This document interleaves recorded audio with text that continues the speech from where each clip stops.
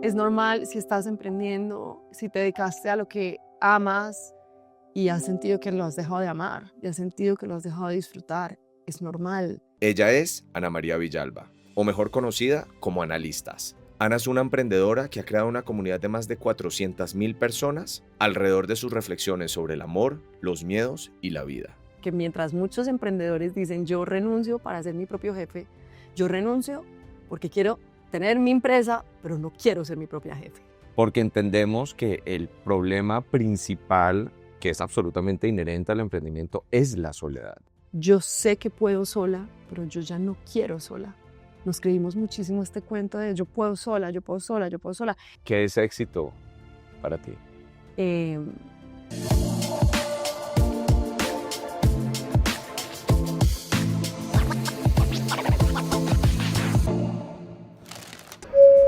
¿Por qué no me cuentas, nos cuentas, qué es Analistas? O sea, si alguien nunca ha visto tu página como yo ese día, ¿qué le dirías? Analistas para mí es como la amiga de todas. Analistas es una cuenta de contenido escrito, de frases, de listas, en donde hablo de las cosas que muchas no sabemos cómo nombrar, de muchas sentimos, o muchas no sabemos ni siquiera que eso es lo que sentimos.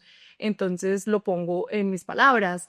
Digo que organizo mis desordenados pensamientos. Yo soy una persona súper desordenada en el espacio físico, pero ha aprendido a ir organizando un poco como su cabeza, como el escritorio de la torre de control, lo organizo a través de listas. Entonces aprendí a hacer listas desde chiquita, que veía a mi mamá haciendo listas por todo, la lista del mercado, la lista de tareas, la lista de regalos de Navidad, la lista de listas por hacer, la lista de todo. Entonces fue como algo que me funcionó a mí para poner en orden mi cabeza, para desenredar nuditos mentales, para tener un poquito de claridad. Y empecé a poner en orden cosas que, no sé, que me dolían, que no sabía cómo transitar, que no sé cómo me siento hoy. Así de sencillo, como que cuando te dicen haz journaling y no sé qué, muchas veces la gente es como, pero es que ni siquiera sé cómo me siento. Bueno, empieza por decir, no sé cómo me siento porque 1, 2, 3, 4, 5, eso empieza a fluir de alguna forma. Entonces, analistas es como una traductora de emociones en palabras. Analistas es tu, como tu chat GPT de las amigas, de la vida, de las cosas que nos atraviesan a la mayoría de las mujeres y a los hombres también. Es que ya te iba a decir eso. Todos ¿cómo se dice cuando uno le da un... Como todo el contenido es escrito en femenino. Sí, o sea, todo lo dijiste en femenino, para las amigas, como una amiga, como... ¿Por qué? ¿Por qué? Realmente mi contenido, yo le hablo a las mujeres y le escribo a las mujeres y lo hago en femenino, pero quisiera y agradezco mucho cuando hay hombres en mi comunidad y agradezco mucho si a través de este podcast hombres se van a dar cuenta de lo que hago. Me encanta porque a veces hay hombres que se acercan a decirme como, yo sé que Analistas es una cosa súper femenina, pero me encanta tu contenido porque una de las cosas que quiero y que busco y que pretendo también con Sinvergüenzas, que es mi libro, que ahorita hablaremos de eso, es que dejemos de no sé, de polarizar las heridas, dejemos de pensar que hay cosas que los dolores o los miedos o las inseguridades nos pertenecen a los unos o a los otros. O sea, tanto los hombres como las mujeres tenemos dolores, tenemos inseguridades, pero a veces hablamos como si solamente fuéramos nosotras las que tuviéramos esa vulnerabilidad, solo que los hombres no hemos creado espacios seguros para que sean vulnerables. Este es un espacio seguro para que sean vulnerables. Los hombres si lloran es un espacio seguro para que los hombres sean vulnerables. Estamos empezando a crear, existe un movimiento masculino mexicano que se llama de machos a hombres. Lo sigo. Sí, es wow. Entonces realmente escribo en femenino y le hablo a las mujeres, pero quiero aprender y empezar a ser más consciente de que no, aquí le estoy hablando a todos, porque finalmente la vida no tiene género. La vida no tiene sexo, la vida todos la vivimos, aunque tengamos historias diferentes. Hay una frase que marca como el ADN de Analistas, es que somos historias repetidas en cuerpos diferentes. Y es, a ti una tusa te ha dolido igual que a mí me ha dolido una tusa, a ti por X persona, a mí por X persona.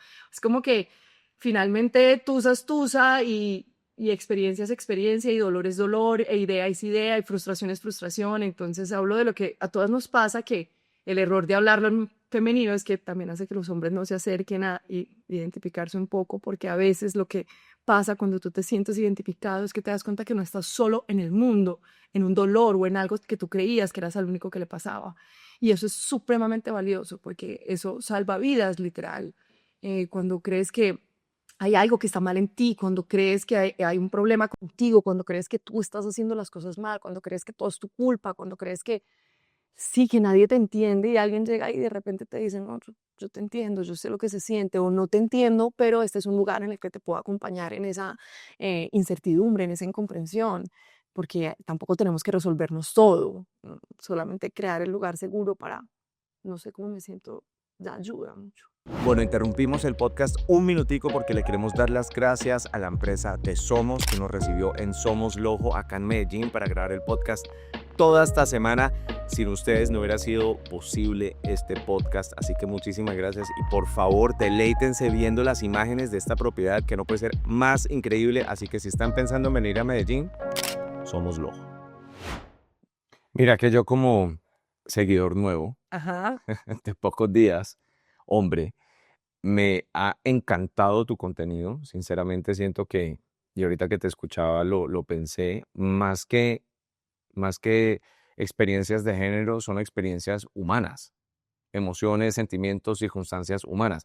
Creo que tú hablas en un tono femenino, pues porque hablas desde tu contexto y hace todo el sentido, pero de verdad invito y a todos los que nos están escuchando que en verdad ojalá se metan a tu página, ojalá ya, porque va a tener mucho más sentido esta conversación, así como escuchan que habla y de la manera tan especial que te expresas, es lo mismo que uno ve y me parece supremamente creativo, digamos que todos tus formatos, o sea, me parece que es fácil de ver, fácil de leer, fácil de digerir y es chévere, porque entre otras siento que también representas como la nueva forma de leer, ¿no? Eso es algo que la tecnología está cambiando un poco cómo consumimos, cómo leemos, cómo nos educamos y yo creo que tú estás como muy a la vanguardia y creo que se te ha dado muy natural, entre otras. Yo también, y te mostré, me encanta hacer listas. Ya entre otras recibí una lista de analistas, Ya ¿sabes qué? tengo una Una lista. lista, entonces me siento honrado. Pero yo me imagino que cuando tú empezaste a escribir listas en redes, en una página que en ese momento era faceless, es decir, tú no salías, tú nunca te imaginaste un negocio.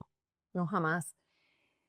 Jamás me imaginé que fuera a ser mi proyecto de vida. Yo quería que fuera el trampolín a través del cual yo llegara a mi proyecto de vida. ¿Qué cuál querías que fuera? Escribir en revistas. Quería escribir para revistas.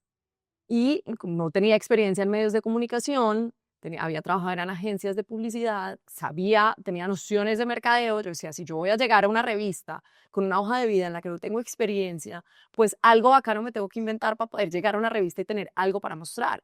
Y digo, voy a utilizar las redes, pero entonces me encanta eso que dices de la nueva forma de leer, de la nueva forma de consumir contenido, porque yo me enfrento con una realidad de ese momento, ¿Qué era qué año? 2017. Ok.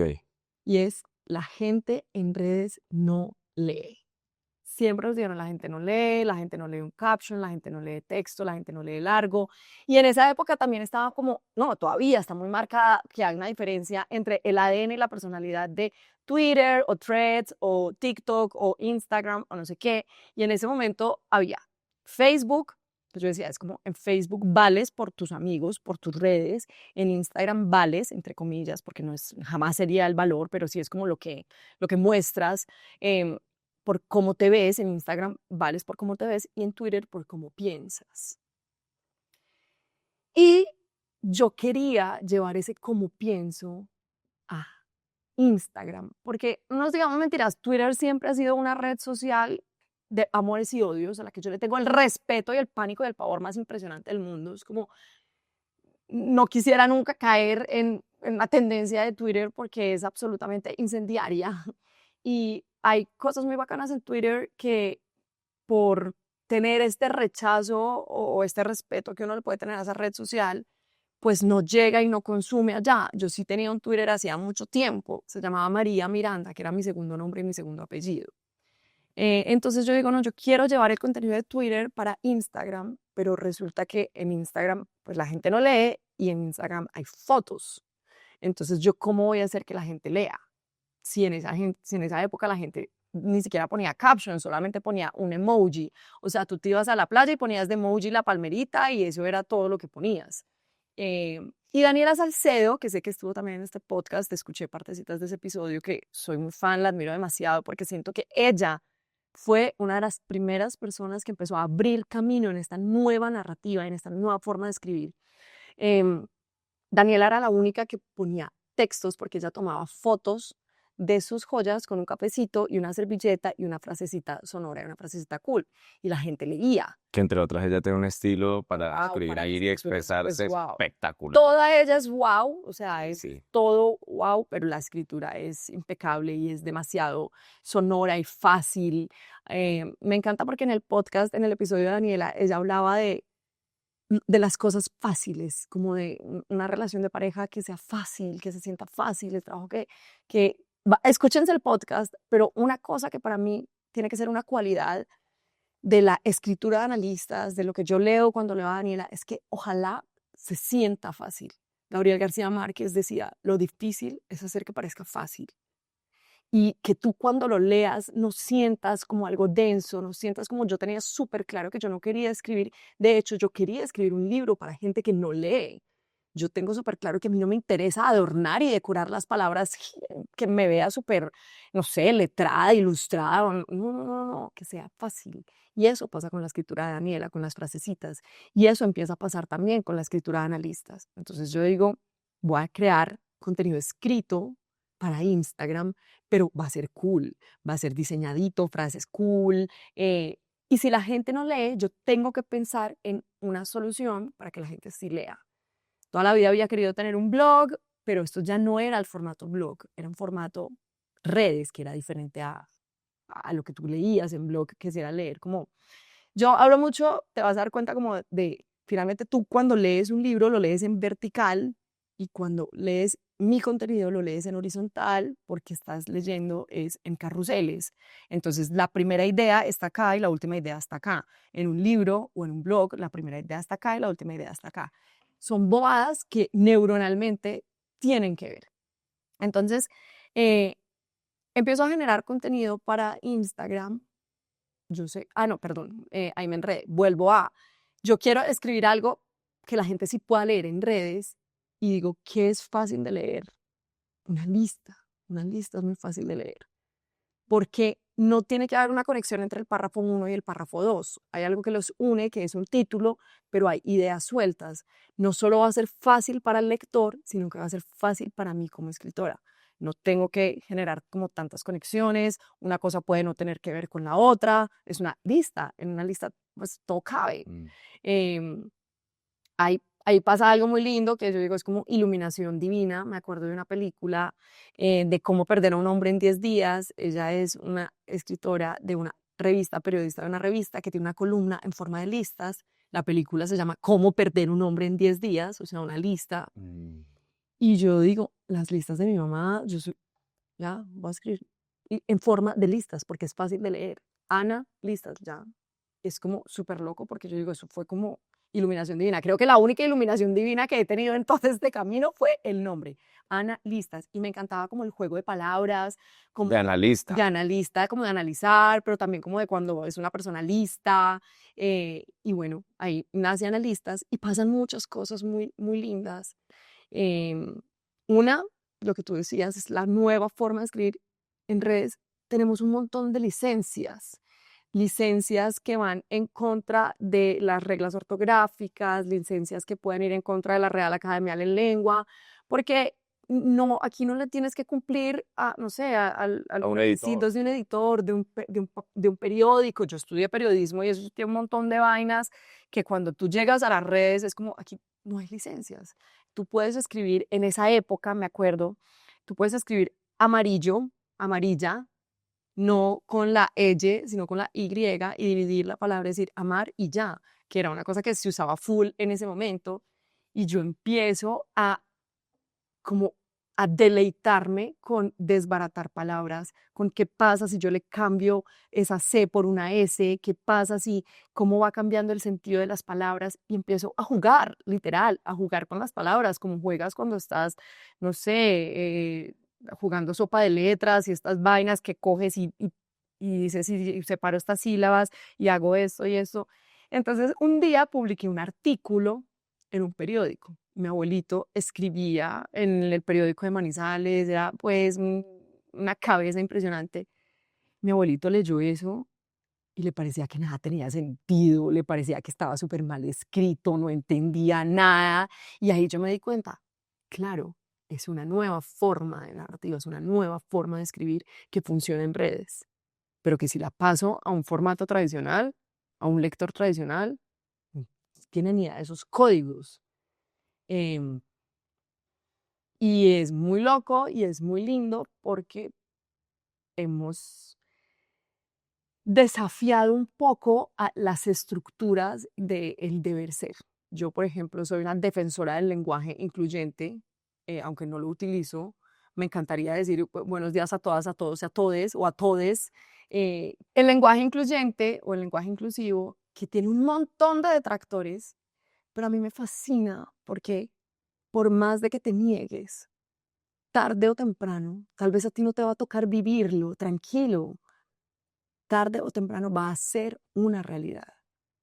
Te niegues, te rehúses, te vayas a la Real Academia de la Lengua Española, va a ser una realidad.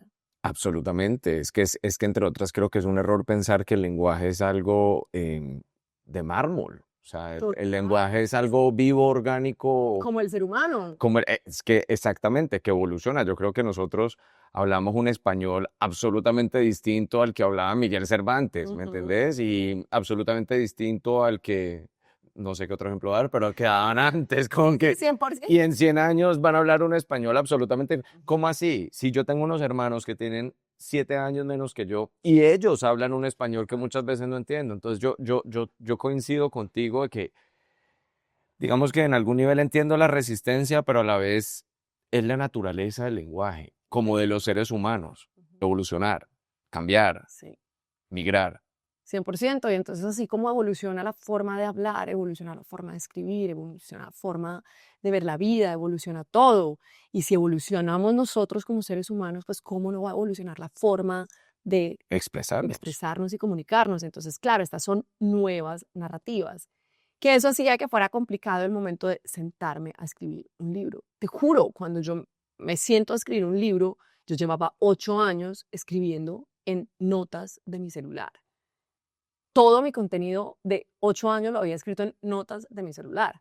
Y era volver a abrir un documento de Word y escribir otra vez en una página en blanco, en Word, como si fuera la universidad. Era rarísimo, pero de la editorial me decían, hay gente que escribe libros en notas del celular. Es como no hay reglas, no las hay. O las reglas las haces tú. Las reglas las haces tú. Eres tú, sí. Tú escribes tu libro, tú escribes tus propias reglas para escribir tu libro. Entonces, Y si lo llevamos más allá, para vivir tu vida. 100%. Antes de irnos al libro, porque el libro quiero que leemos todo un capítulo, Ay. por usar la metáfora aquí en este episodio, pues volvamos a la palabra evolución. ¿Cómo evoluciona esa cuenta que empieza como básicamente un mecanismo de expresión, medio un mecanismo de construir hoja de vida para lograr un trabajo y tener una carta de presentación a un negocio? O sea, ¿en qué momento tú dices esto de escribir estas listas no solo es un hobby que me encanta, sino que acá hay billete? Ujú. Bueno, hay una frase mm, muy importante para mí en algún momento que dice que las redes sociales muestran como normales a personas famosas y hacen famosas a personas normales. El objetivo nunca fue la fama, ni siquiera la tengo. A veces la fama para algunas personas es un objetivo y para otras personas es una consecuencia de. A lo que voy con esto, ni siquiera viéndolo como algo de fama, de lujo, sino de reconocimiento, es que cuando esto empieza a crecer, porque empieza a crecer además muy rápido, porque es contenido que tú te compartes, que más temprano que tarde, mi contenido les llegó a personas que hacían parte de revistas. Y yo empecé a escribir contenido en redes sociales para llegar a revistas, pero las redes evolucionan tan rápido que fueron las revistas las que llegaron a mí. Nos gusta cómo escribes, podrías escribirnos un artículo para ta, ta, ta, ta, ta, ta, ta, ta, ta. Y eso fue una nota, aunque me costó unos años darme cuenta, porque yo quería seguir, quería llegar a revistas, igual era mi sueño, es que mi sueño no era este. Pero en un momento me doy cuenta, es que estas son las nuevas revistas, es que aquí está mi revista, yo ya tengo una revista. Pero pasan varios años también, que años y daños y embarradas y cosas que de entender y de comprender, me pasan cosas como que en algún momento alguien dice como, uy, analista se debe estar haciendo la replata, no sé qué, yo, ¿plata? Si a mí esto me vale. Yo no recibía ni un solo peso y yo siempre le pagaba a alguien que me hiciera los diseñitos, no sé qué, apostándole genuinamente y de verdad a esto es lo que me va a llevar a mí al trabajo que yo quiero. Y cuando alguien dice que yo me debía estar haciendo la replata, yo, plata, ¿cómo así? Venga, ¿cómo funciona la monetización en redes? Pero ¿qué pasaba? Que Analistas era una cuenta faceless, como tú dijiste ahorita, no tenía cara y en ese momento todavía estábamos entendiendo el marketing de influenciadores. Y la forma de monetizar en redes era con la publicidad, que es una de las principales formas de monetizar en redes sociales, siendo influenciador o generador de contenido. No es la única, pero es una de las grandes. Entonces, cuando me empiezan a buscar marcas, éramos muy nuevos todos en esto, tanto las marcas como nosotros. Analistas era una cuenta sin cara y me busca una marca de maquillaje para que les haga contenido de una nueva línea de maquillaje. Y yo les digo, mire, yo no salgo, yo no puedo salir en un tutorial, yo no puedo porque yo ni siquiera, o sea, a duras penas me sé maquillar, esto es todo lo que tengo para dar. Pero yo les puedo hablar de las cosas que nos unen a las mujeres y al maquillaje. Porque todas las mujeres en algún momento hemos hecho una amiga en un baño de un restaurante, de una discoteca, de un bar, lo que sea, pidiéndonos si tienes gloss, si tienes algo.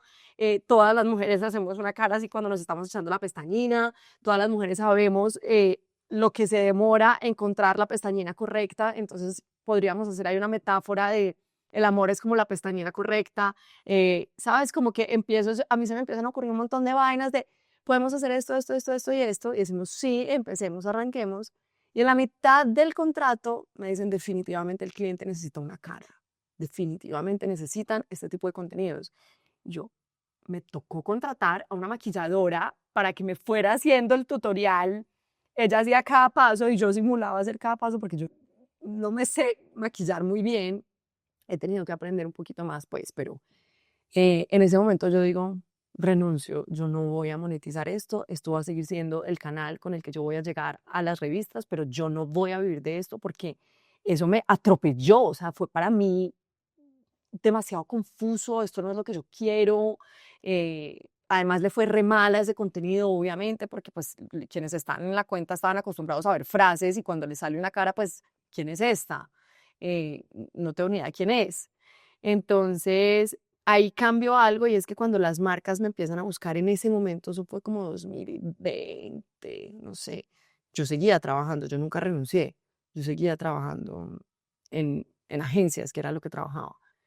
Em, Cuando las marcas me buscaban, yo les decía, mira, yo no hago publicidad, yo no hago ese tipo de contenido, pero te puedo hacer tu parrilla de redes, pero te puedo hacer los textos de tu blog, pero te puedo hacer lo que yo sí sé hacer, no con mi cara, no con, o sea, improvisando hacer algo que no sé.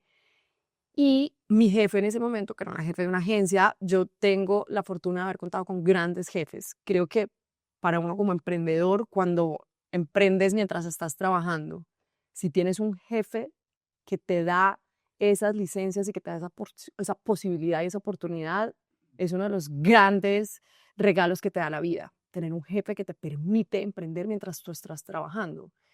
Peor aún, que te permite emprender en algo del mismo negocio. Es que ¿cómo así? Yo lo que le decía a estas marcas que me buscaban era, yo te hago la parrilla de contenidos con autorización de mi jefe, pero mi agencia hacía en sus contratos también parrillas de contenidos.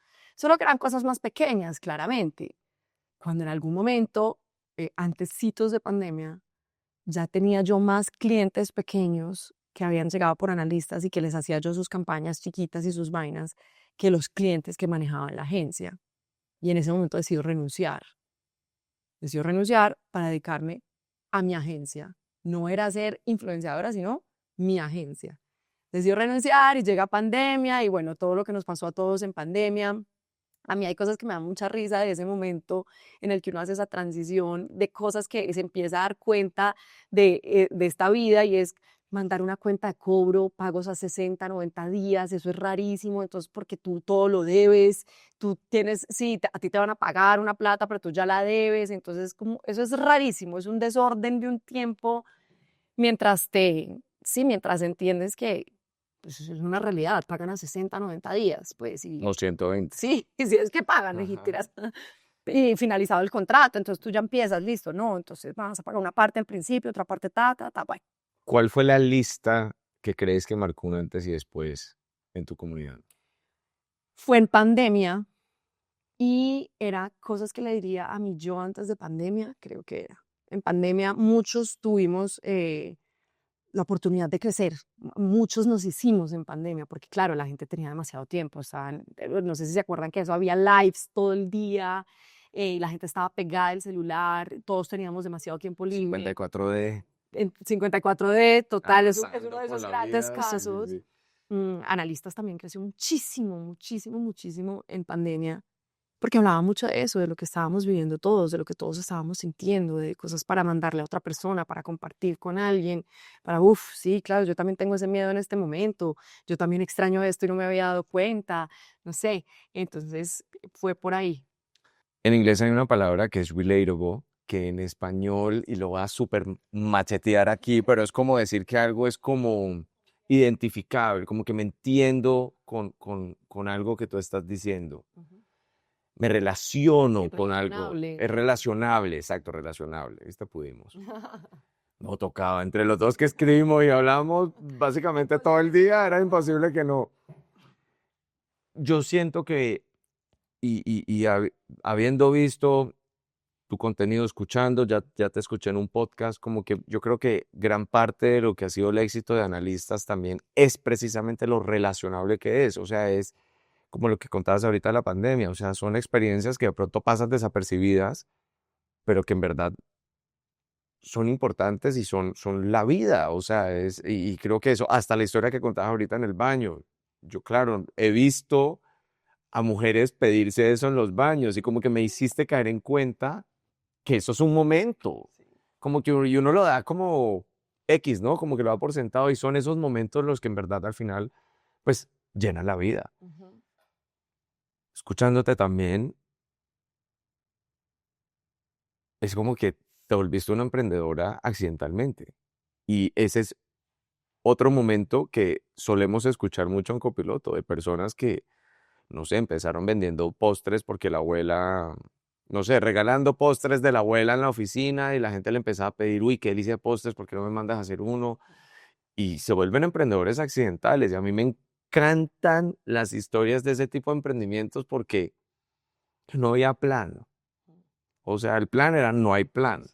Y más bien la vida se encarga de que muchas veces pues lo hace, se encarga de llevarnos al lugar correcto, así no sepamos. Bueno, siempre se encarga de llevarnos al lugar correcto, así no lo tengamos tan claro. Entonces me parece muy bacano que vos seas una historia de mucho éxito que empezó accidentalmente. Pero tú no querías ser emprendedora, ¿o sí? Yo no quería ser emprendedora, yo nunca quise ser mi propia jefe. Como que es el gran sueño de todo el mundo. Y yo decía, perdón, pues yo decía, yo quiero ser la favorita del jefe. Es que era muy bueno ser la favorita del jefe, porque era buena en mi trabajo, modestia aparte. Entonces, como que sí, mis jefes eran muy flexibles conmigo. O sea, no solo por lo que decía ahorita, que me dejaban emprender, que también siempre me decían, siempre me dije, o sea, mi primera jefe siempre me dijo, tú no vas a estar mucho tiempo en este mundo, tú pues en este mundo laboral tú vas a ser muy exitosa, tú no sé qué, y yo no, o sea, no, jamás, porque yo creo que tú has sido muy buena vida también y creo que esa es una de las razones por las que he dicho yo no voy a ser esclava del algoritmo, porque siento que eso es perder un poco de tu libertad de vivir bueno y elegir un montón de cosas y tal vez haya un poquito de rebeldía, pero yo decía, yo no quiero ser mi propia jefe, a mí me encanta que me entre la quincena el 15 del 30, digamos desde la parte superficial, pero desde la parte profunda me parecía que el emprendedor está muy solo. Y a mí me fascina trabajar en equipo. Yo amo, vivo, respiro por co-crear. Como que siempre pienso que una idea en dos cabezas es mucho más grande, como que dos personas pensando, tres personas, en la conversación se nutre un montón. Me encantan las cosas que pasan en una oficina cuando estás tomando tinto, cuando estás en el almuerzo. Siento que en esos momentos como de pausa surge la verdadera creatividad. Y yo lo que veía en el emprendimiento era que eso no pasaba. Pues es que tú estás guerreándotela tú solo contigo contra el mundo, cometiendo un montón de errores que otros ya cometieron y ya saben cómo resolver, entonces ya crearon sistemas y procesos para no cometerlos más, pero tú estás cometiendo por primera vez los errores que otros ya saben cómo no cometer y que por eso existen los coach y todas estas vainas, pero pues, o sea, también pensamos erróneamente que hay que acceder a ellos cuando podcasts como estos te entregan un montón de información y un montón de herramientas. em, para no cometer esos errores, ejemplo, o para saber cómo lidiar con esos errores que todos cometemos cuando Es que emprendemos. te voy a decir algo, básicamente acabas de hacer el pitch de por qué nació Copiloto. O sea, Copiloto nació, casi que usaste el mismo lenguaje que nosotros usamos. Y nuestro eslogan es, Copiloto no está solo, porque entendemos que el problema principal, que es absolutamente inherente al emprendimiento, es la soledad. Entonces, pues, hago esa pequeña pausa comercial porque creo que entendiste Sí. perfectamente la realidad de emprender y la razón de ser hasta de este espacio. Claro. Entonces, Y yo valoro mucho este tipo de espacios, digamos, en el área de ustedes, que es el emprendimiento, en el área mía, que es la salud mental, porque yo digo, si bien la terapia es un privilegio, si bien pagar una sesión con no sé quién, coach, no sé qué, es un privilegio, hay mucha información de valor en los podcasts, en los libros, en las cosas que no valen, solo que no sabemos o solo que a veces somos un poquito perezosos en buscarlas, pero hay una información valiosísima a disposición de todos. em, y hay que ser juiciosos en escucharla, en consumirla, en aterrizarla, en escribir. Yo tomo notas de los podcasts, tengo cuadernos sobre ellos y uno debería ser juicioso también como con este tipo de espacios. Bueno, lo otro es que siempre he tenido muy claro que en este Buena Vida he sido muy zapatero a tus zapatos. Es que no, yo no, y me niego y me rehúso y a mí la gente me dice, tarde o temprano te toca aprender, te toca yo. Pucha, ¿por qué tengo que desgastar mi energía creativa? Que yo además, muy relacionada con el podcast también de Daniela Salcedo, yo además siempre fui de las brutas, porque es que las que no sabemos matemáticas en el colegio, la inteligencia en el colegio se mide a los que son buenos en matemáticas. Yo era muy buena en español, en filosofía, vendía ensayos de recuperación. La gente perdía la materia y tenía que leerse un libro. Yo, mira, mi mamá puede decir que es verdad. Yo llegué a hacer 37 ensayos, sin exagerar, de un libro, porque es que uno se tenía que leer un libro y el examen de español o lo que tenía que hacer en español era llevar el ensayo de ese libro. La rabia que me daba cuando alguien sacaba más nota que yo. Yo guardaba el que creía que era el bueno para presentar yo y alguien sacaba más nota que yo. Bueno, el caso es pero que un momento, espérate, o sea, acá hay emprendedora, destellos de emprendimiento, pero clarísimos. sí, sí, cierto es, cierto es. Pero bueno, ya vamos para allá. Entonces, los inteligentes en el colegio son los que son buenos en las ciencias exactas. Y la inteligencia se ve de muchas formas. Todo esto son ciencias sociales y humanas que también hay una inteligencia valiosísima ahí, pero nunca nos sentimos. De hecho, cuando yo me di cuenta que quería estudiar comunicación social y periodismo, lloré y le hice un duelo a esa decisión porque no quería darle gusto a las personas que toda la vida pensaron que era hueca o que era vacía o que era una niña bonita, entre comillas, y ya, porque sentí un dolor profundo de decir, pucha, quiero estudiar esta carrera, no quiero que esta gente, darle razones a esta gente para que piensen que soy una hueca, pero pues más hueca sería no hacerlo por lo que ellos vayan a pensar. Entonces, ¿qué hijo de madre? Voy a estudiar comunicación social y periodismo y voy a ser muy feliz y la voy a romper y si no la rompo, pues, ¿qué importa? Entonces, yo ya tenía como un dolor de por qué tengo que esforzarme en ser buena en algo que otro ya es bueno en eso y yo soy buena en otra cosa. Es como, no sé si han visto alguna vez este video de cuando metes el talento de una persona en algo que no es lo suyo, es como una plantita así súper ahogada. Por favor, al editor, busquemos el video y lo ponemos mientras yo voy diciendo esto. Y cuando lo sacas como de esa superficie, florece y pasa igual con las personas cuando intentan ser buenos en matemáticas o ser buenos en ventas cuando no son buenos en ventas, pero son geniales en programación, en marketing, en lo que sea. Nos desgastamos demasiado la vida, el alma, la energía y la inteligencia que todos tenemos pretendiendo ser lo que significa ser inteligente para los otros. Entonces yo siempre como desde la rebeldía decía, yo no quiero ser mi jefe, yo no quiero aprender, yo no quiero, es que no quiero, yo me niego. Entonces tenía súper claro que mientras muchos emprendedores dicen yo renuncio para ser mi propio jefe, yo renuncio porque quiero tener mi empresa, pero no quiero ser mi propia jefe. Y era lo primero que yo decía, yo tengo que contratar a mi jefe porque yo soy una persona que no tiene como tantos conflictos con la autoridad. A mí me gusta porque puedo ser muy, ay, muy buena vida, como lo decía ahorita. Yo entendí por qué a los ejecutivos les dicen ejecutivos, se llaman ejecutivos porque ejecutan y por qué muchos creativos no somos tan buenos ejecutando. El mundo también está lleno de un montón de artistas con obras empezadas en sus talleres, con 1000 manuscritos guardados en su cajón de mesa de noche, con 1000 ideas de cosas que les gustaría hacer. Y hay un montón de personas que son buenas ejecutando, queriendo tener una gran idea. Entonces, ahí es cuando tenemos que trabajar en equipo.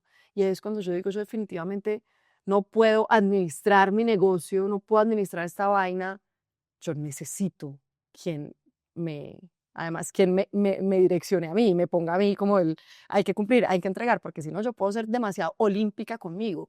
No sé, pasa mucho en muchos lugares en casa de herrero cuchillo de palo, que uno es buenísimo haciéndole las estrategias a los otros, entregándole las soluciones a los otros, y uno tiene exactamente los mismos problemas, pero uno se deja para después, uno siempre es su peor cliente.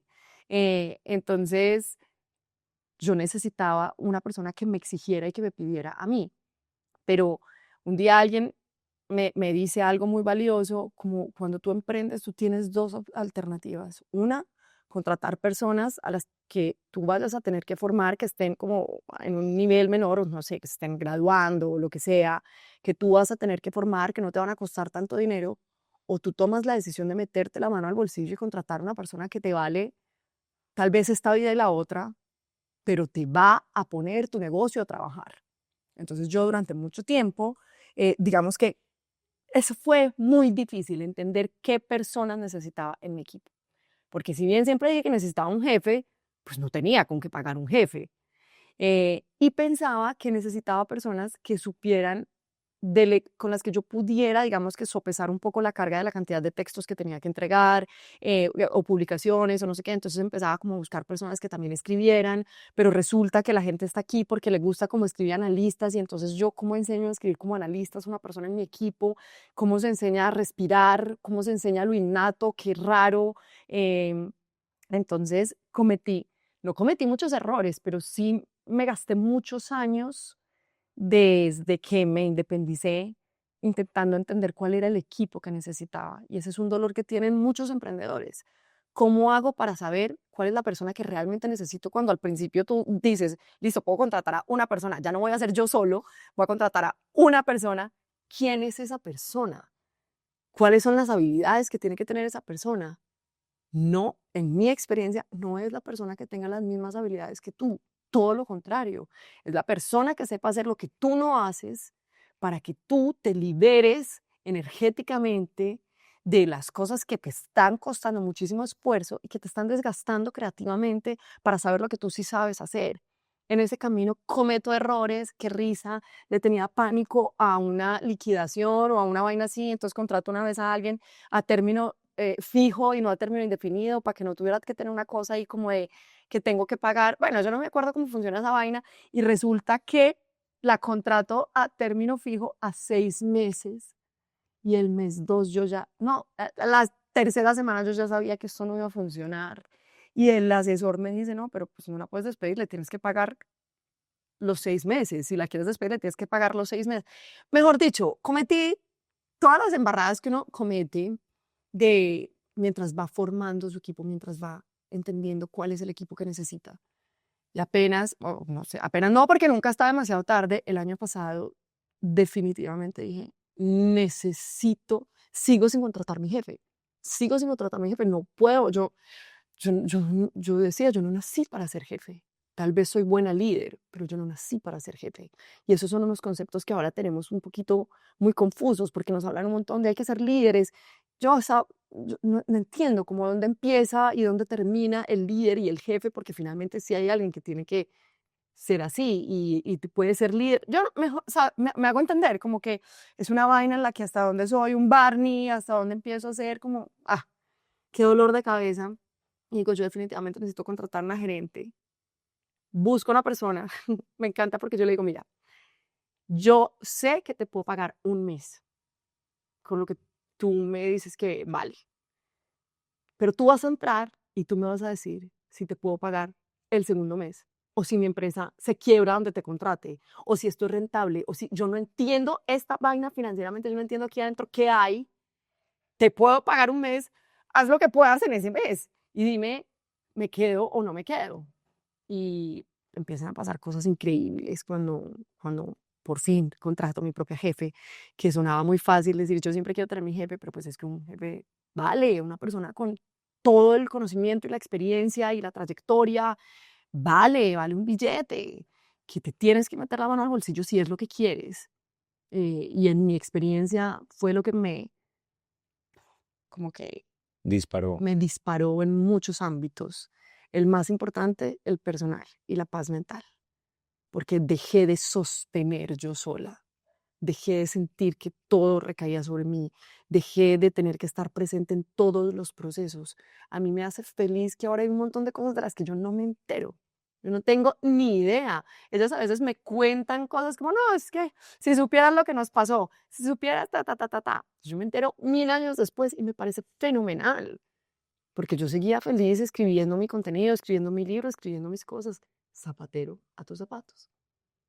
Mira que estoy absolutamente de acuerdo con vos, entre otras, yo no contraté mi jefe, pero me asocié con mis jefes. ¡Wow! Digamos que esa fue mi forma de hacerlo aquí con Copiloto, literalmente. Y en mi historia de Copiloto es que cuando yo empiezo como a desarrollar esta idea, que empezó muy diferente a lo que hoy en día es, de nuevo por mis socios, yo dije, bueno, ¿y yo qué hago bien? O sea, ¿cuáles son mis talentos? ¿Y qué quiero hacer?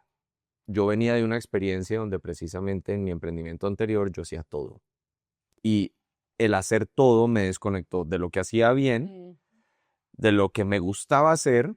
Me terminé, la palabra no es quemando, yo me terminé incinerando, inmolando, carburando, o sea, me volví, mis cenizas quedaron de ahí. Y dije, ya aprendí. Zapatero a su zapato. Hay gente que disfruta Excel, como yo disfruto hablar aquí con vos. Sí. Hay gente que disfruta editar, como yo disfruto tomar fotos. No sé, o sea, Sí. hay gente para todo. Y creo que un buen punto de partida, como atando un poco tu experiencia con la mía y para el que nos esté escuchando les sea práctico, es, bueno, ¿yo qué hago bien? ¿Cuáles son mis talentos?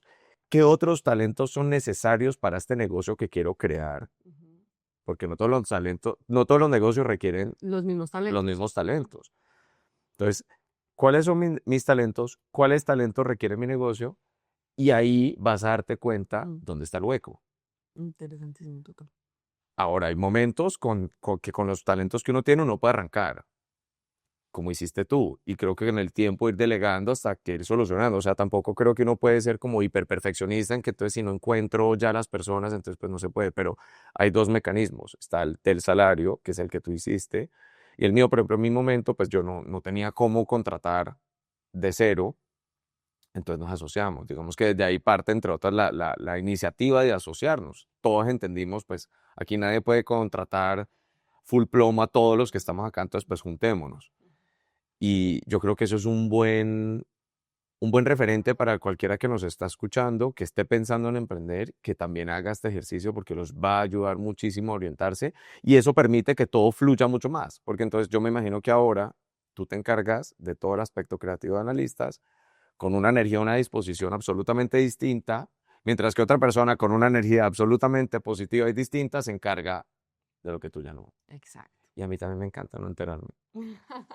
Me Listo, fascina. listo. A veces Pablo, no, es que el editor en Argentina, y yo, sí. Yo, ¿cómo se llama? Como que me gusta un poco esa distancia porque en particular, y yo creo que yo soy como el ingrediente creativo en mi equipo también, Ujú. uno opera como diferente.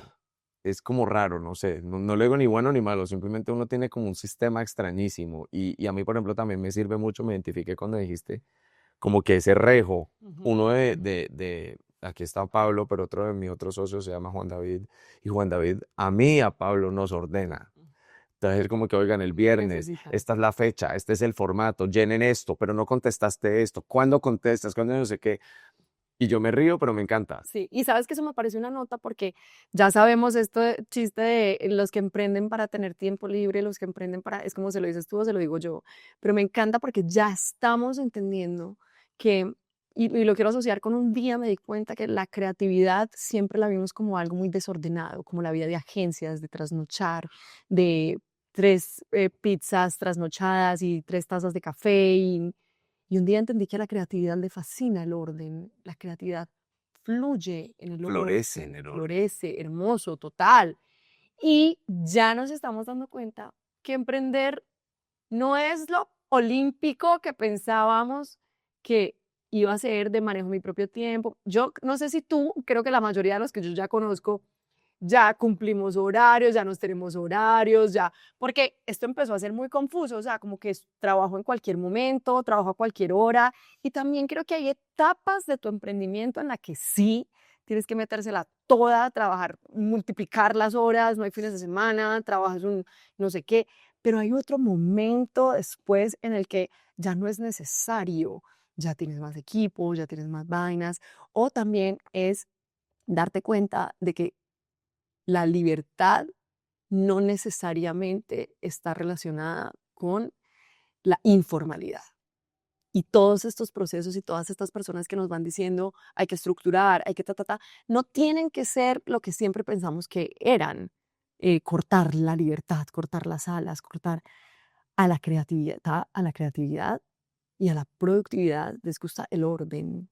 Entonces es una nota ir teniendo estas personas que nos acompañan en esos procesos, uno. Y dos, lo que decías ahorita cuando hablabas de este negocio. 1 y 2, o sea, me estás haciendo una lista. Estás. Cuando hablabas de me quemé, me inmolé, Yo también pasé por ahí, creo que todos pasamos por ahí, y no sé si te pasó, pero uno empieza a pelear con lo que le gusta. Entonces, cuando decías, empieza a preguntarte qué es finalmente lo que me gusta, yo llegué a un momento en el que yo decía, yo odio escribir. Es que a mí no me gusta escribir, es que yo ya no quiero ser analista, yo odio, odio, odio. Y siento que es algo que pasa cuando tu hobby se convierte en tu trabajo. Mm.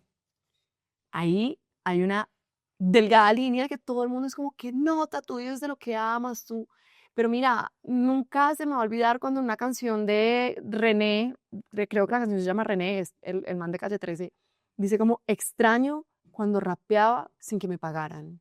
Y vuelvo y hablo del artista que extraña cuando pintaba porque sí, del escritor que escribía para cartas para su musa o para él mismo, de el que se hacía su propia ropa, no para vender, algo empieza a cambiar, es una realidad que tenemos que aceptar. Algo cambia cuando tu hobby se convierte en tu trabajo.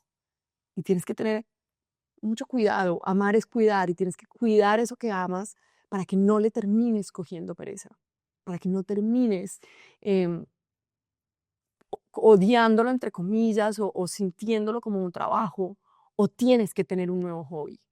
En la vida hay que tener hobbies. En la vida, cuando a uno le preguntan qué te gusta hacer en tu tiempo libre, yo durante mucho tiempo decía, ¿tiempo libre? ¿Qué es eso? No, no, hay que tener tiempo libre. Es como lo que hablábamos ahorita del tinto en la oficina, que ahí florece la creatividad, ahí florecen las ideas, en el vacío surge En la pausa. la pausa, el vacío, surge, en la nada surge el todo. Del, ¿cómo es que es esta frase del universo? Que es como en el caos surge. A lo que voy es normal, voy a mirar la cámara, es normal si estás emprendiendo, si te dedicaste a lo que amas y has sentido que lo has dejado de amar, y has sentido que lo has dejado de disfrutar, es normal. Pero no porque sea normal significa que tenga que ser una verdad permanente. Hay muchas otras formas, no sé, de poderlo vivir sin que sea un dolor de cabeza, de poderlo vivir desde el disfrute, de poderlo vivir desde, desde lo genuino que sigue siendo lo que amas. Y para eso sí creo que necesitas ayuda, porque uno solo no puede. Antes de empezar el podcast hablábamos un poquito de una frase de analistas que es: yo sé que puedo sola, pero yo ya no quiero sola. Nos creímos muchísimo este cuento de yo puedo sola, yo puedo sola, yo puedo sola. Y no lo hablemos desde lo femenino solamente, desde... No, es que yo dije esa frase. Yo recuerdo cuando empecé copiloto, un día mi papá me preguntó, ¿y usted por qué quiere socios? Y yo le dije, si bien tuve 5 socios en mi negocio anterior, yo estaba solo y ya no quiero estar más solo, Ujú. Y puede que no pueda, sí, puedo, sí, pero no no quiero. quiero, no es necesario, no tienes que demostrarle nada a nadie, no tienes que demostrarte nada a ti, yo lo digo un montón. Cuando le agregaron la frase más que a ti mismo, no tienes que demostrarle nada a nadie más que a ti mismo, se cagaron esta vuelta. Es como que no tienes que demostrarle nada a nadie más que a ti mismo. Eso hizo que nos volviéramos nuestra principal competencia, nuestro principal crítico, nuestro principal detractor. No se pone O enemigo, sea, ¿puedo leer una parte del libro? por Porque es favor. que ahí habla de eso y, y yo digo, yo quiero ya no tratarme como mi jefe, sino como mi patrocinador. ¿Qué hace un sponsor? Confía en ti, apuesta por ti. Deberíamos no querer ser nuestros propios jefes, deberíamos querer ser nuestros patrocinadores. Entonces digo, yo ya no quiero ser mi propia jefe, no quiero ser mi rival, tampoco mi contrincante, mi competencia, mi enemiga. Estoy cansada de llevarme a juicios y a juntas directivas presididas por mi autocrítica, esa a la que nada de lo que haga le parece suficiente. Yo quiero estar de mi lado, yo quiero estar bien con el hecho de que también estamos hechos de miedo. Yo quiero tener la valentía de reconocer que no siempre soy valiente, porque es de valiente reconocerlos. Yo quiero rendirme ante las PQRS de mi ego. Quiero aprender a no tomarme todo tan en serio. Quiero ver desfilar los pensamientos sin enfrascarme en ellos. Bueno, y me voy a adelantar a una frase que está por ahí, al final de ese, pues como de ese texto, que es: quiero jugar a vivir por simple diversión y la diversión no es compatible con la perfección. ¿Cuándo dejamos de disfrutarnos esos hobbies? Cuando lo ponemos en términos de perfección. Finalmente, el artista lo que tiene que empezar a hacer es pensar que sea comercial, que empezar a pulir los procesos, que dejamos de divertirnos. Y en el emprendimiento, la cantidad de burnouts y todas estas vainas que hay es porque dejamos de divertirnos. Era más divertido, finalmente, entonces, cumplir horario de 8 a 12 y de 2 a 5 y a las 5 salir. Y el fin de semana desconectarte del computador y del correo. Era más divertido. Yo creo que esos momentos de perder ese gusto por lo que uno hace es inevitable. Ujú. Sucede, vienen y van muchas Muchas veces, veces, total. pues no es una sola vez. Y yo creo que la clave en volver a recuperar, y cuando te escuchaba también quería agregar como esa alegría y ese gusto por lo que uno hace, es reconectar con ese propósito. Y con muchas de las personas que hablamos que vienen en esos como estados de burnout, que yo digo que para el emprendimiento es lo equivalente a las tusas en el amor, o sea, es como que Necesarias. necesarias pasan y son, Y te hacen más fuerte. y te hacen más fuerte. Siempre les decimos eso, como que volvamos a el Amiel que emprendió hace 5 años en este negocio, ¿por qué lo hiciste? ¿Qué te gustaba? Es como volver a esa etapa primaria que... Me encanta lo que dijiste y tengo una frase para... Sigue hablando. Dame tu frase, es que tu frase va a ser mejor que la mía, entonces, por favor. No. Es de recuperar un poco ese momento de donde uno concibió esta idea de negocio, donde uno en verdad se atrevió a dar el paso, porque cuando uno se atreve a dar el paso es porque uno tiene demasiado amor por ese algo, que ya superaste la vergüenza, el miedo, el qué dirán, todos esos sentimientos que también están en esas primeras etapas, que solo y únicamente se superan por una conexión con ese propósito y una pasión y un gusto por lo que estás haciendo tan grande que pues te lanzas. Y yo veo muchos emprendedores que emprenden netamente y, pues por plata. Y cuando ese es el caso, que no es que no sea importante para el que emprende con propósito, porque de nuevo, por ejemplo, yo emprendo y busco una remuneración financiera, pero si la remuneración financiera es mi única métrica o mi único punto de interés, ante el primer bajón, Chao. chao. No sé, yo me acuerdo que yo fui música y intenté estudiar música, pero me di cuenta que yo no entendía la música, que yo sabía disfrutar la música y no quería entenderla, porque a veces cuando entendemos le perdemos cierto gusto, cierta magia. Y hay dos palabras también que me parecería súper importante no dejar por fuera de este mensaje, por decir así. Una es la intuición y otra es un poquito de opinión impopular, que es la terquedad. Creo que eh, algo que vimos, digamos que la terquedad bien canalizada, eh, algo que vimos del documental de Karol G es cómo finalmente a la vieja le decían en su equipo, no podemos hacer una gira de estadios. Yo decía, sí podemos hacer una gira de estadios y vamos a hacer una gira de estadios. Entonces a veces es como no perder esa capacidad de creer eh, y encontrar la forma. Es que yo creo que se puede encontrar la forma y de eso se trata, trabajar en equipo, que otras personas te ayuden a encontrar la forma de lograr algo en lo que tú crees y en lo que tú le apuestas. Tienes que saber hacer renuncias, obviamente no todo es posible, pero esa intuición y esa terquedad creo que son importantes en el, finalmente en el creador y en el arte de crear. Quiero cerrar con una pregunta que nunca he hecho, antes de la pregunta que siempre hago. Y es, para todos los emprendedores que nos están escuchando, ¿por qué no nos haces una lista en vivo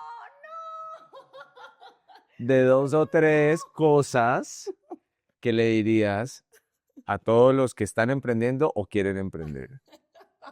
Te voy a decir, yo tuve una época en la que odiaba aceptar este tipo de invitaciones porque decía, siempre me corchan diciéndome cuál es el consejo, cuál es la frase más importante, cuál es ese... Pero Pero no es tiene que ser un consejo, yo te lo dije muy amplio. y en ese momento mi cabeza hace como, tienes que decir algo muy importante en este momento, tienes que decir algo muy importante en ese momento y me quedo como, plop. Entonces, a ver, me pusieron a hacer lista en vivo. Le diría 2 cosas, o les diría 2 cosas. La primera, lo perfecto es enemigo de lo bueno. Y cuando empezamos a ponerle adjetivos a las cosas, dejamos de hacerlas. Hecho es mejor que perfecto. Entonces, muchas veces queremos ser los mejores, queremos hacer lo mejor y le ponemos todos estos adjetivos y queremos marcar la diferencia. Y yo siempre digo que lo que llevó a analistas a tener un lugar eh, de reconocimiento, o más bien no de reconocimiento, un lugar en el corazón de las personas que leen analistas, es que yo nunca he pretendido ser diferente. Al contrario, he querido mostrar que todos somos iguales en el sentir, en las experiencias, en el vivir, en lo que hablábamos ahorita. Nos esforzamos demasiado por marcar la diferencia, nos esforzamos demasiado por ser los mejores y en eso es que dejamos de disfrutarlo. Cuando decía ahorita que la diversión es incompatible con la perfección. Mm, Y segundo, lo diría así. Nadie se ha muerto de vergüenza, pero muchos han dejado de vivir, emprender por ella. Atentamente, analistas, la nueva copilota. La nueva copiloto, mejor dicho, pero o sea, ya. Para cerrar, ahora sí la pregunta que le hago a todos Dios. y es, ¿qué es éxito para ti? ¿Cuál es tu definición del éxito? Creo que todos los días podría tener una definición muy diferente. ¿La de hoy? La de hoy, el éxito está en la autenticidad, porque nada te sirve ser exitoso si no eres tú. Siempre he dicho, si eres esclavo del éxito, no eres exitoso, porque cuando eres esclavo de algo, estás preso. Entonces creo que hoy diría que el éxito está en la libertad de ser uno mismo, con la frente en alto y el corazón también. Y con esa respuesta estás contratada. Muchísimas gracias, Ay, de me tiró la verdad. mano súper Todo está bien. feo.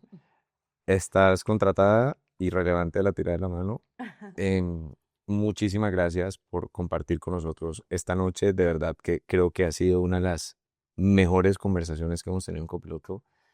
Eso me halaga mucho porque Personalmente. aquí ha habido muy buenas conversaciones. No, pero esta no se queda atrás en ningún sentido. Así que de nuevo, muchísimas gracias. Siento que sos un ejemplo espectacular y síganla, por favor. Si a estas alturas no lo han hecho, compren su libro, mejor dicho, todo.